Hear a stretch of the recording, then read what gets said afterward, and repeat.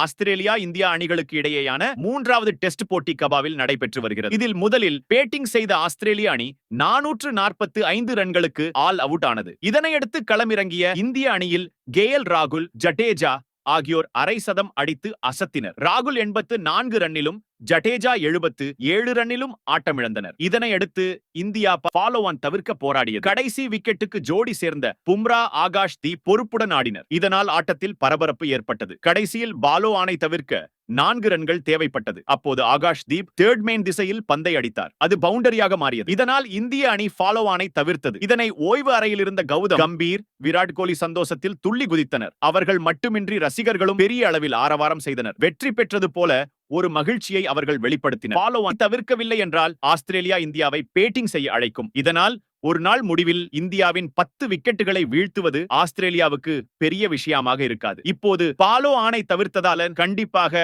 ஆஸ்திரேலிய அணிதான் batting செய்யும். இதனால் ஆட்டம் டிராவை நோக்கி செல்லும். ஃபாலோ ஆன் தவிர்த்த சந்தோஷத்தில் பேட் கம்மின்ஸ் வீசிய அடுத்த பந்தை ஆகாஷ் தீப் சிக்ஸருக்கு பறக்க விட்டார். இதனை ஓய்வு அறையில் இருந்த விராட் கோலி ஆச்சரியமுடன் பார்த்து சிரித்தார். இது தொடர்பான வீடியோ சமூக வலைதளங்களில் வைரலாகி வருகிறது. வெளிச்சமின்மை காரணமாக 4வது நாள் போட்டி முடிவுக்கு வந்தது.